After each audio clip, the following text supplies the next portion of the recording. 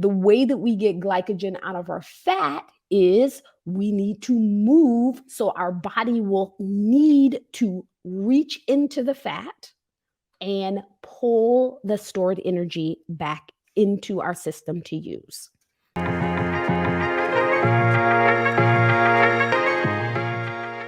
You're listening to the Fit Muslima podcast, where we discuss the interconnection between food, faith, and fitness. I'm your host, Mubarakah Ibrahim. This podcast, my social media presence, and my weekly newsletter all focus on the philosophy that physical, mental, and spiritual well-being is intertwined. The weakness of one weakens them all, and the strengthening of one strengthens them all. Welcome to the show. So today's podcast, we are going to talk about a very popular topic of intermittent fasting. What it is, how it relates to dry fasting that Muslims do in Ramadan, and what actually happens to the body on a physiological level. Because I feel that when I hear people talking about intermittent fasting, they really talk about the surface of it. And I mean, sort of like, as we talk about, hey, I'm intermittent fasting and I'm going to use this as a technique to lose weight, or I'm going to use this as a technique to do this, or I'm just fasting because it is the time that in my religion, be it Ramadan or Lent in a Christian faith, or when the Jewish faith fast, that it's based on sort of a spiritual obligation. So why do we fast, and how does it change our metabolism, our gut, our brain? There's so many benefits of fasting. So, as we get into the topic for today's podcast, I want you to think about, we are talking about the internal mechanisms that going without food actually helps to correct or not, and how it actually affects us on a biological level, like what's happening inside of our body. I'm not going to use today's podcast to dive into any spiritual aspects of fasting, or any sort of, this is what you need to do in order to fast, right? We can get into that at a different time. But today, I really wanted people to understand sort of the physical changes that fasting can make inside of your body. When we talk about fasting, let's first define terms. So the first term that we want to define is, what is fasting, right? Because as we mentioned earlier, that people fast for different reasons, depending on their religion, depending on what they're trying to achieve, depending on their level of knowledge of what they need to do in terms of fasting. So let's define the term, and that way we are speaking the same language. So first, if you are going to fast, that means that you are restricting food consumption, right? So in the research around fasting, it is often referred to as time restricted eating, right? TRE, or intermittent fasting. Time restricted eating, obviously, for exactly the reason that the term says, you restrict your eating to a certain time. So intermittent fasting is an overarching term that covers different types of time restricted eating. For the layperson that may be fasting for health reasons, it's often referred to as intermittent fasting. When we look at research and when they research intermittent fasting, this is referred to as a wet fast. A wet fast is when you restrict the consumption of food, but you do allow yourself water, black coffee, green tea. Those are sort of the three base level of things that you can consume that's liquid that will not give you an insulin response. So that's a really important thing for us to understand, to define exactly how we receive health benefits from fasting. Anytime we consume anything that causes an insulin response, our digestive system to activate, it sort of pauses the health benefits of what happens when we're fasting. When we talk about fasting in a terms of dry fasting, that is what Muslims do during the month of Ramadan. So I am recording this podcast on the 15th day of Ramadan, I think. And Muslims throughout the entire world are doing dry fasting every day from sunrise to sunset. Dry fasting is defined by not consuming food or any liquids during a specific amount of time, right? During those time restricted hours.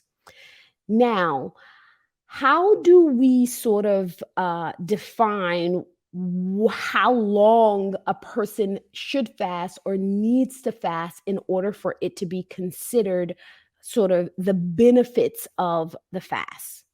Well, when we are looking at, and again, we're talking purely from a physical aspect, we're talking purely from sort of like what is the science and research telling us that happens in the body after a certain amount of hours.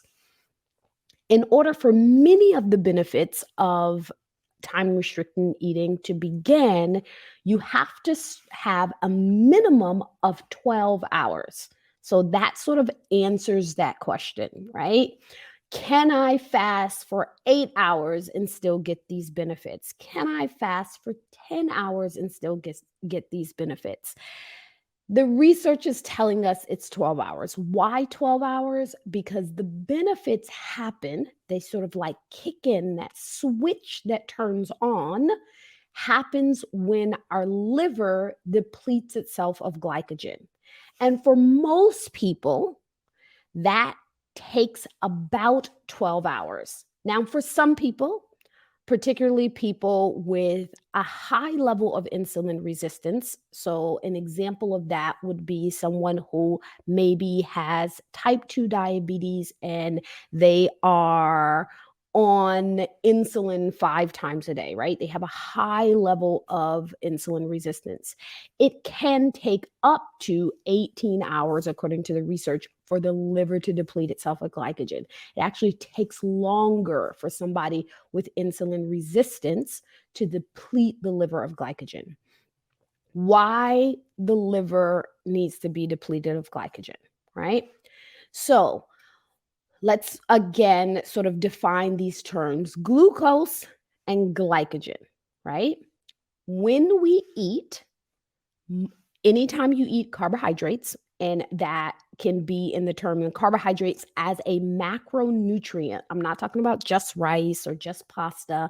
I'm talking about carbohydrates as a macronutrient. We know that everything except for animal protein has carbohydrates in it. So your apple has carbohydrates, your collard green has carbohydrates, your squash has carbohydrates, of course, the rice, the pasta, the candy bar, everything has some component of carbohydrate with the exception of animal protein.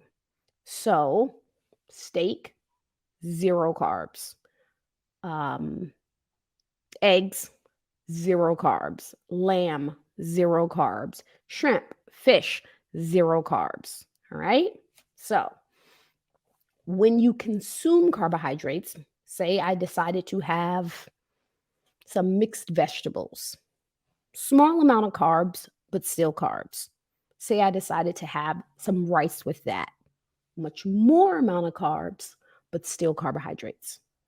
even if it is a whole grain, such as brown rice or whole wheat pasta, it's still carbohydrates. It comes into your body. Your body then converts those consumed carbohydrates into glucose, right? I want you to follow sort of the pathway that this takes in your body, right? Your body consumes it, turns it into glucose. The glucose then circulates in your bloodstream. So that is the first place that you're going to find glucose. For anybody who's ever had a fasting glucose test, if you are insulin resistant and you take your blood glucose, you already know this because what do? You prick your finger, you get a little bit of blood, you put it on a little stick, and you stick it in the machine. The machine is literally testing the glucose inside of your blood. Now, the way the body should work is we consume carbohydrates, it flows through the blood. When we exercise, wash dishes, breathe, right? All of those things take energy, and our body converts those carbohydrates into energy to be used by the body. If we have excess carbohydrates, our body is then going to first store it inside of the liver. In order for it to be stored, it has to be converted into glycogen, right? So when we use the term glucose and we use the term glycogen, they are essentially on the base level the same thing. Glycogen is stored glucose. So if your body is using it, if it's in the bloodstream, then it's glucose. Once your body stores it, so think of it sort of like when we store leftover food. For example, you make too much food, I can eat this later. The body says, I can use this later. We put it in a Tupperware container. Now it's no longer dinner, it's leftovers, right? Very easy analogy. So our body takes the glucose, puts it in a storage container, and now it's no longer glucose, it's glycogen. Glycogen is stored in the liver, but the liver only has a finite capacity. Once the liver is filled, now our body is going to store glycogen inside of our muscles, right? So glucose is converted into glycogen, and glycogen is stored in 3 places in the body. First, it's stored in your liver, then it's stored in your muscles, but both of those are finite, right? Once the liver is full to capacity, it says, I can't store any more glycogen. Now it's going to store glycogen inside of your muscles. Once your muscles are full to capacity, it says, I can't store any more glycogen. Now your body will store it as excess fat, right? So your fat is literally stored glycogen, right? Stored energy. Now, the dilemma with this sort of mechanism of where we store our glycogen is that fat is not finite. There is no known human capacity of how much excess fat we can store. That's why we have shows like My 600-Pound Life, or we have people who literally weigh a ton, right? There's no end to our body saying, I cannot store more fat. Now, the health issues that come along with storing too much fat obviously gives us limitations, but the capacity for our body to store fat, there's no known human capacity for the amount of fat that can be stored.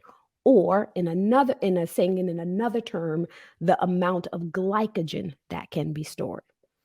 Okay, so now we sort of have this pathway in our head, right? Now you know exactly what happens to the excess carbohydrates that you are eating. In order for us to convert sort of or I should say, let me rephrase. In order for us to flip that switch to allow our body to have benefits from the fast, we have to first deplete the liver of glycogen. Because once the liver is completed of glycogen, it is almost like a switch happens in the body, right? So, what happens to us exactly when our liver depletes of glycogen, right? How are we going to get energy? Because gotta be honest, it's really challenging for your body to get energy from your muscles if you are not moving. So, the way that we get glycogen out of our muscles is we move the muscles. Because remember, glycogen is glucose is energy, right? The way that we get glycogen out of our fat is we need to move. So, our body will need to reach into the fat and pull the stored energy back into our system to use. But one of the first things that happens before our body does that is it thinks I need, so sort of follow me as sort of a conversation. So one of the things, if you I'm going to just say this real quick. If you are just getting to know me, you will find that I use lots of metaphors and analogies. So as we take this journey together, you're going to have to bear with me. I find that it's just much easier for people to understand and easier for me to explain when I use metaphors and analogy.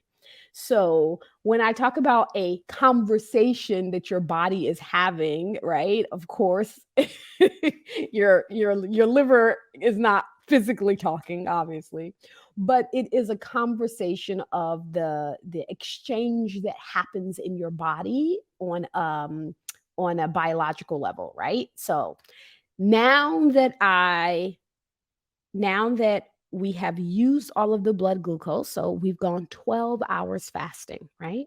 And let me say this, I'm going to back up a little bit, sort of like to explain this in a better way. I should say in a sequential way. So we have our last meal, whatever that is, right? Iftar or dinner the night before, if you overslept for your morning meal, right? We're talking in Ramadan.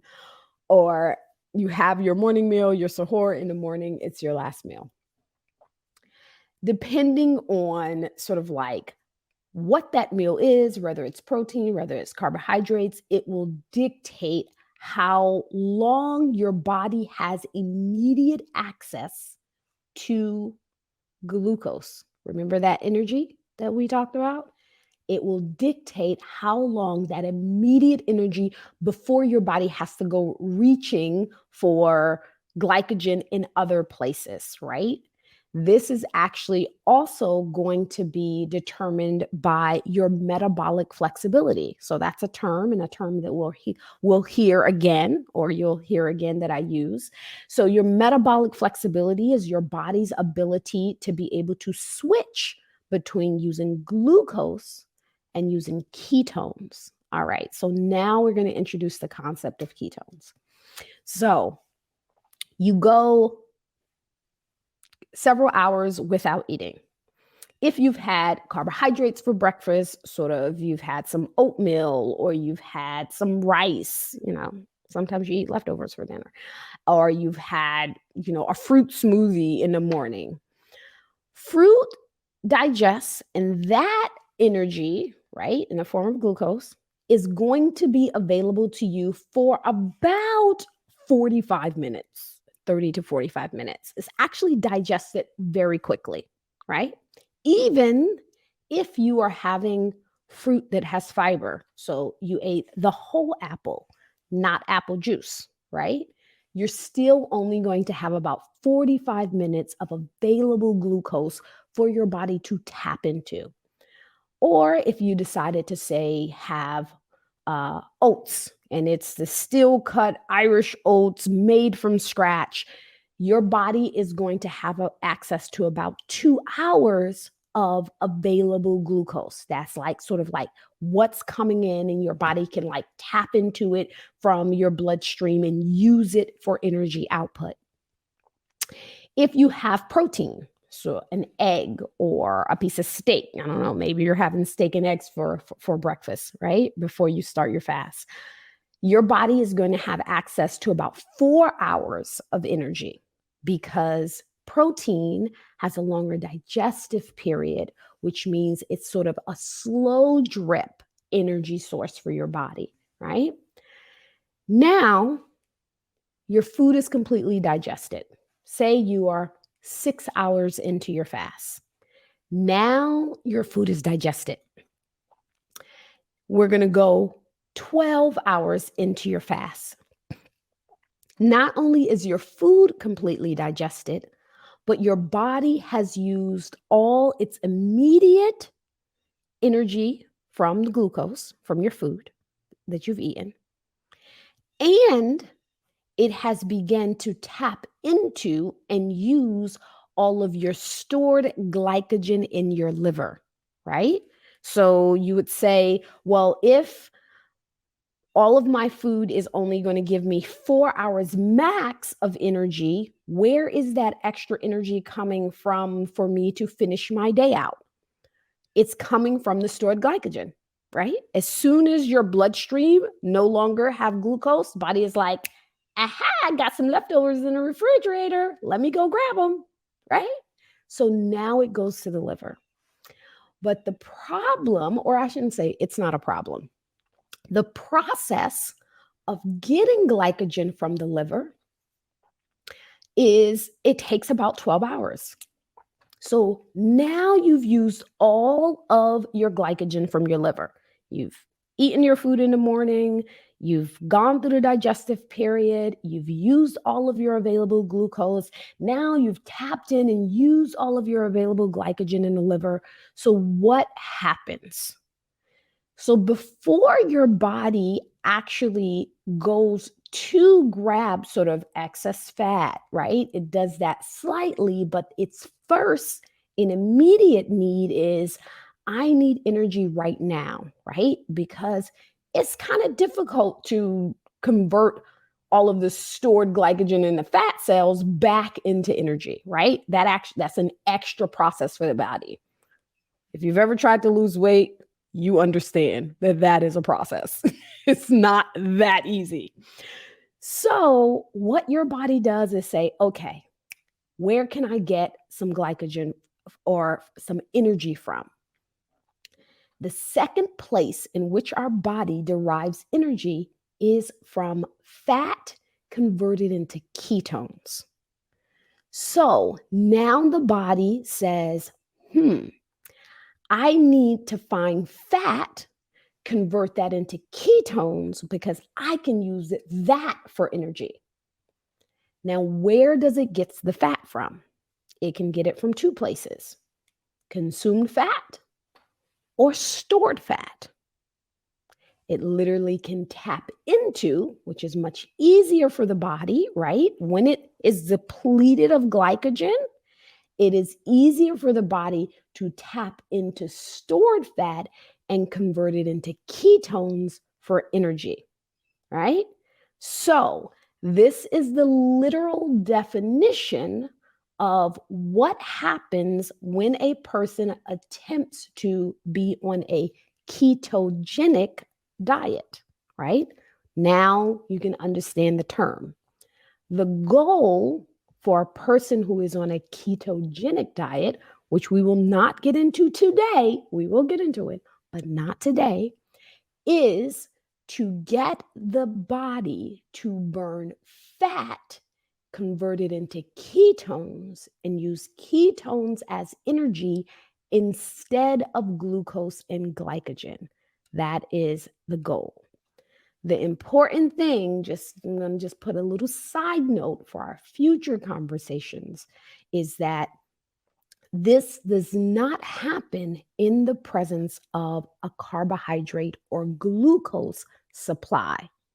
So you can't sort of, I should say, and let me say without supplementation. There's supplementation available. So you can't sort of like, I'm going to sort of eat carbohydrates today and then eat not eat them tomorrow and be on a ketogenic diet and switch every other day, because it doesn't work that way, right? You have to really be without glucose in order for your body to depend on ketones for energy.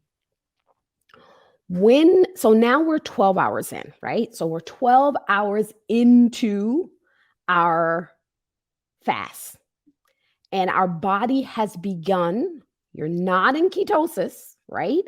Has begun the ketosis process, right? Because the process begins when your body starts to convert fat into ketones. All right. So that's 12 hours in. So let's fast forward now. So now your body is okay. I'm using a different source of energy. This is the conversation that's happening in your body. We're going to go forward to the 16-hour mark, right? 16-hour mark is what is most common referred to when people talk about intermittent fasting, right? I'm doing 16-8. The interesting thing about this particular breakdown is that it isn't chosen for any particular special reason. It was actually simply the limitations of the researchers who did some of the initial research on intermittent fasting. And it turned out to be sort of the most practical way for most people to be able to do time restricted eating, because most people don't mind skipping one meal a day, right? Generally, it's breakfast. It can certainly be dinner, depending on your schedule, but 16-8. So now at the 16-hour window, what is happening inside of our body? So at the 16-hour window, now your insulin level, so 12-hour window, insulin level begins to drop. 16-hour window, insulin level sort of has found its stabilization area. And this is super important because your insulin is a domino hormone.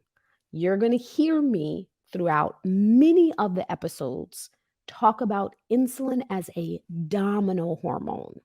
The amount of research around the reactions and actions simply based on the rise and fall of insulin when it comes to disease, when it comes to health, when it comes to exercise, when it comes to energy, when it comes to muscle growth, when it comes to speed and endurance, all of those have the same linchpin. What is your insulin level doing at that time? It is going to be a huge determiner on the outcome of the activity or the meal that you're eating. Insulin is a domino hormone because one of its first functions is it is a fat storage hormone. So what that means is when your insulin level rises, it signals your body to store fat. When your insulin level lowers, it signals your body to burn fat, right? So that's one really important aspect of insulin. Insulin is also an inflammatory hormone. And I want to sort of underline, if I can sort of like air quotes, air underline, the concept that insulin is a hormone. It is not something that only diabetics have, or there has to be something wrong with you if you have insulin. Insulin is a necessary hormone for human function and life. Everyone has an insulin hormone. Whether it functions properly or not is really the biggest issue that we have. So besides insulin being a fat storage hormone, how does that affect us, right? It being a fat storage hormone. We can in your mind, I know you're already sort of like the wheels are turning or of how that affects you in terms of weight loss. But one of the ways that I think that people actually aren't aware that happens when we say fat storage is insulin as a hormone prevents your body from breaking down fat. That doesn't just mean excess body fat. It also means it prevents it from breaking down cholesterol. So, when a person has high cholesterol, very often it is more due to a high insulin level due to high consumption of carbohydrates. And you can literally decrease your cholesterol levels by giving your body more time to lower your insulin level so that the body can break down the lipids, right? So when insulin level is high, you consume fat, right? Or you consume cholesterol. The body should have the natural ability to literally be able to break down that cholesterol. But one of the issues that we have, that many people have, is they eat carbohydrates so often and they eat so often that the body never has an opportunity to lower insulin level enough to trigger the ability to break down the lipids in the system. So instead, it's storing the cholesterol. So that's one effect. Another effect that insulin has is it is a pro inflammatory hormone. That's not a bad thing because inflammation actually helps us to heal when it is appropriate, right? So when we think of inflammation, I want you to think of it sort of like in a way that we're most commonly see it, right? You bang your finger, you cut your finger, it swells up, you have inflammation in that area. The inflammation is not just, because you're injured. Your body is literally sending white blood cells there and it's inflaming it to bring more healing to that area. This is one of the reasons why when someone is sick, when someone is injured, they will actually have higher insulin levels, right? If you have prediabetes or diabetes, or you struggle to manage your insulin level or blood glucose, you probably already know this, right? If you get sick, your doctor may tell you to monitor your blood glucose much closer or may change the amount of medication that you're on because insulin is because the inflammation and the insulin sort of works hand in hand. When insulin level lowers, remember I told you that switch that happens? The switch of glycogen being depleted of the glucose of the liver and your insulin level lowering, that switch happens and it decreases inflammation. So one of the things that we commonly hear as Muslims is during Ramadan, people say, I'm fasting and my knees feel better. I don't have as many aches and pains. Alhamdulillah, right? Praise be to God, right? It's just beautiful the way that in Ramadan and fasting that the interconnection of the physical, mental, and spiritual well-being and health happens with fasting, right? One of the reasons why this happens is because inflammation lowers. Now, we know inflammation lowers. This is not just in our heads because research have been done literally testing inflammation markers in the body during a fast. And they see inflammation markers decreasing. So we know that it decreases as um, a factual change that happens inside of the body. And here is a teeter-totter, right? So insulin is a domino hormone. Not only does it create certain effects, it also plays off of other hormones. HGH, human growth hormone. It is like a teeter-totter with insulin. When insulin lowers, HGH rises. When insulin rises, HGH lowers. HGH does many of the opposite things as insulin. So, HGH actually is your key fat burning hormone, right? So insulin doesn't just lower and then everything just chaotically burns fat, right? It actually works with and in sync with the HGH hormone. HGH rises, stimulating fat burn, right? The literal breakdown of fat cells. All right. So that is one effect of HGH. Another effect of human growth hormone is it is an anti inflammatory, right? Opposite of insulin, inflammatory, anti inflammatory. So this happens somewhere around the 18 or 20-hour mark, right?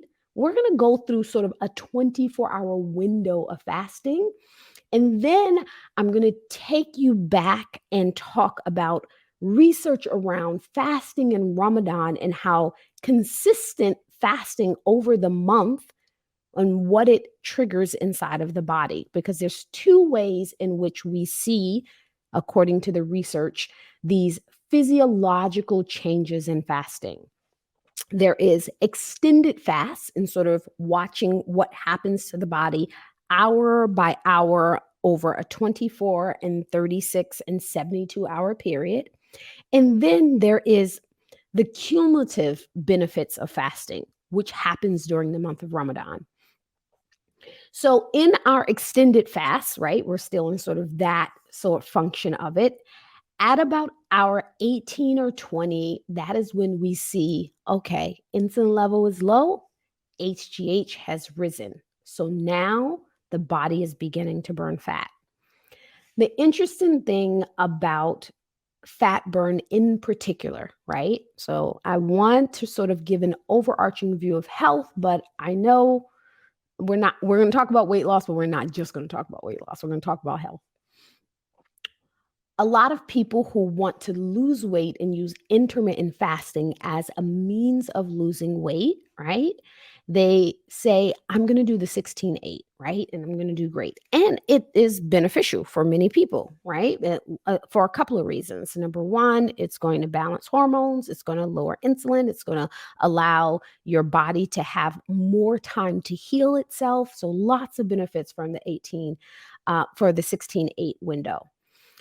But the second way in which people can use fasting as a benefit for weight loss is a longer fast, right? So the research actually shows that there's sort of a sweet spot of lipolysis. Lipolysis is the breakdown, the break open. Think of sort of like fat cells as an egg, and you have to break it open in order to release the fat and then use it, right? Meaning the movement of it, right? Or using it as energy.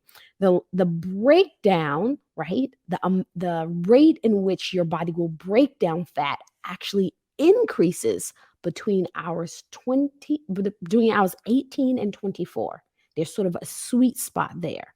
So if a couple of days a week, not every day, you can do a 20-hour fast or a 24-hour fast, it can be more beneficial in terms of weight loss, because lipolysis or fat burn, it sort of has a small upward trajectory as we fast 12 hours, 16 hours, 18 hours. And the research shows that when it hits that 18-hour, it sort of spikes for 18, 20, 24, and then it begins to level off again, right? So I just want to forewarn, this is not the more the better. There's just this specific little window there that you can get an extra spike of fat burn. So since we are doing a podcast and we are about halfway through, I want to remind you that this podcast is actually sponsored by Beta Health. It is a brand of vegan and halal supplements to help you to improve your health and well-being. You can visit getbettahealth.com. That's get, BETTA, health.com, and enter the code podcast to get 10% off of your order. Let's talk a little bit specifically about what happens with our mental focus, our brain, our memory when we're fasting. So when we are in an extended fast at about hour 24, BDNF, brain-derived neurotrophic factor, increases significantly. One of the benefits of BDNF, right? There is a book, one of my favorite books, right? It is called The Spark, The Revolutionary New Science of Exercise and the Brain. I really love this book because, I'm sort of like a research enthusiast, and I love how John Ratty, he really focuses on sort of practical applications of how BDNF improves the brain. It's not a book about fasting. I have to give you that. It's just a very, very fascinating book if you're thinking about brain health and helping if you have a kid, or you may have ADHD or memory issues. It's a great book all about the brain and how BDNF helps it. Well, one of the things that we know, so now that we know BDNF is so beneficial, in this book, Mr. Ratty refers to BDNF as a miracle grow for the brain, right? What does BDNF do first? So BDNF actually helps with the formation of new neurons in the brains. It helps with the development of synapses, right? Neurons that fire together, create connections between them. It improves memory and learning and mental focus. Well, intermittent fasting and fasting in the month of Ramadan have both been shown to significantly increase BDNF. This is absolutely amazing because it happens both with extended fasts. Remember those fasts that go 24 and beyond hours, but it's also happens specifically during the month of Ramadan. So one research study looked at 29 participants. 22 of them were women, 9 of them were men, and they tested their brain for BDNF as well as dopamine. And the tests were done 2 days before Ramadan started, 14 days into Ramadan, and 29 days into Ramadan. The participants were fasting about 14 or 15 hours a day. And when they looked at how the brain actually changed in terms of how much BDNF or dopamine, they did not find a difference or statistically significant difference in dopamine levels throughout the month. But they did find that continuous fasting in the month of Ramadan increased significantly the amount of BDNF in the brain, showing that it improves memory, it improves cognition, it improves the way that your brain functions, right? BDNF does a lot of things for us. And this was just one study. There's actually several studies, which I can link to in the show notes. We'll link them into the show notes on YouTube and in the podcast, that shows that fasting the month of Ramadan compared to before Ramadan, BDNF increased significantly by day 14. I think we're on day 15, so our brain should be hopping right now. And then even more by day 29. So the benefits of fasting, we've gone through sort of like this hour by hour change that happens in the body. However, when you are fasting, as Muslims fast during the month of Ramadan, the cumulative effect of just 14 or 16 hours every day makes a significant difference, right? Before we go into sort of the details of fasting, fasting Ramadan and the cumulative effect, I want to sort of put a stake in the ground of the difference between wet fasting and dry fasting and some of the physiological differences that happens in the body. When we are wet fasting, and again, as we mentioned earlier, when we are drinking water or black coffee or green tea, our body has all of these benefits that we talked about, right? But when we are dry fasting, the research shows that all of this increases, right? So one of the things that we know that happens when we are dry fasting, let's just take one, right? One thing from the research, autophagy, right? We haven't even got into autophagy yet. Autophagy, or some people pronounces it autophagy. I'm going to pronounce it autophagy. Autophagy is literally cellular detoxification and repair. That means that your body on a cellular level is detoxifying and repairing itself, right? When you say, I want to detox, you cannot get a more physical and literal detoxification than allowing your body to go into autophagy. When you experience autophagy, one of the things that happen, or several things that happen, is think of, again, here's my analogy, right?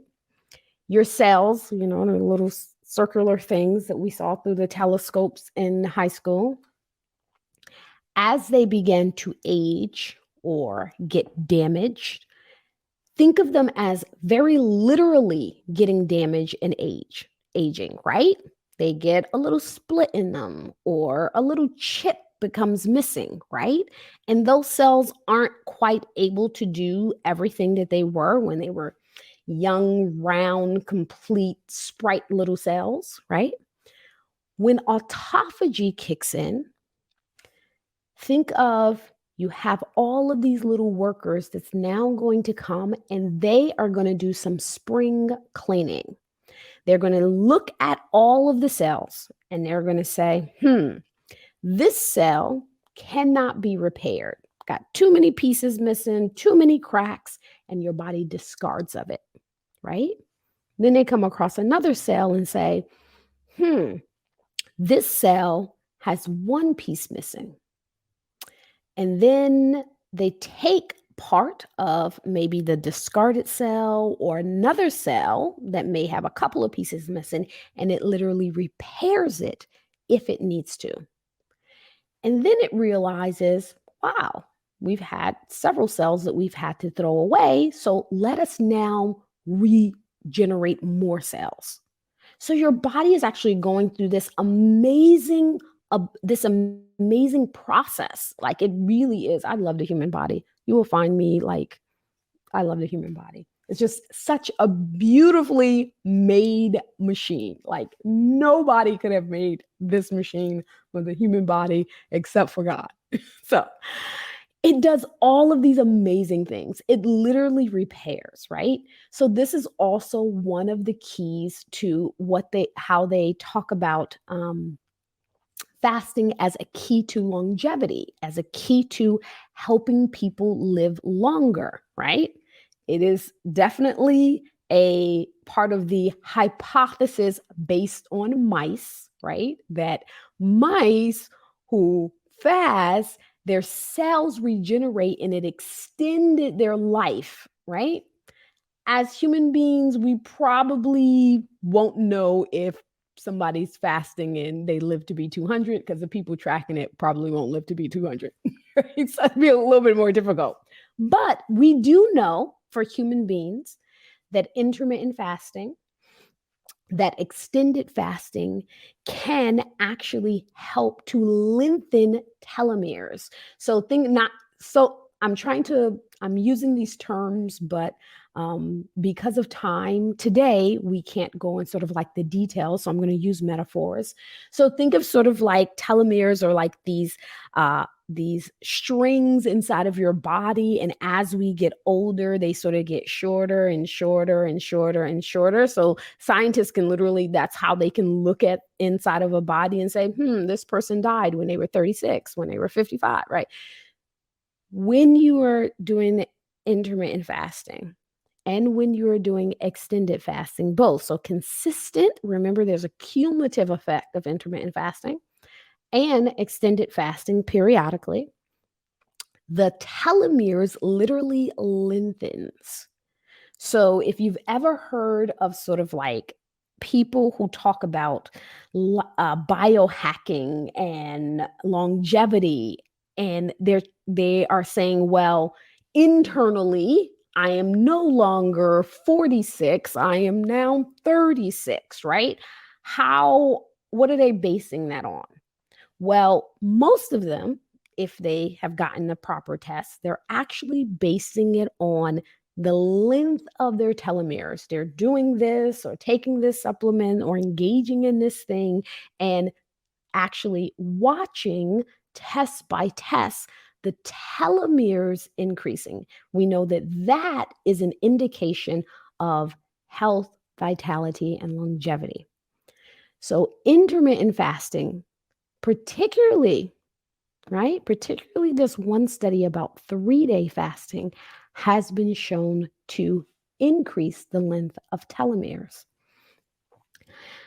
The last thing that I want to talk about, sort of as we talk about the benefits of intermittent fasting, is the benefits of the cumulative effects of intermittent fasting, right? Meaning not just doing it during Ramadan, not just doing it when sort of you're obligated to do it, but incorporating it into a lifestyle. And we know that the Prophet Muhammad, sallallahu alaihi wasallam, peace and blessings be upon him, he didn't just fast in Ramadan. He fasted throughout the year.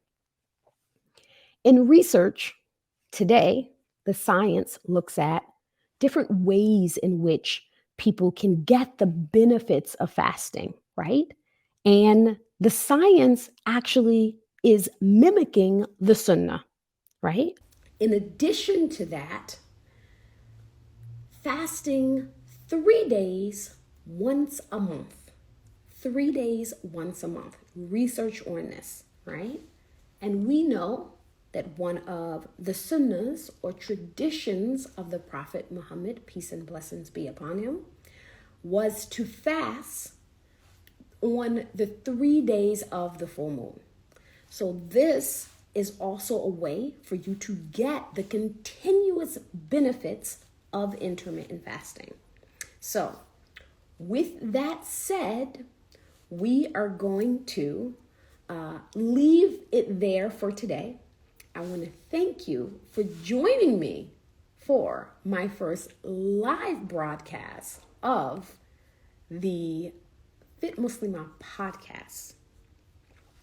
If you are just joining me, then you will know that you can find this podcast recorded live every Thursday at 1 p.m. Eastern Standard Time here on my social media platform, but then it will also be placed on all. Thank you for listening. Please subscribe, share, and rate this podcast. And you can find me on most social media platforms, including Instagram, TikTok, and Facebook at Fit Muslimah. Join the conversation.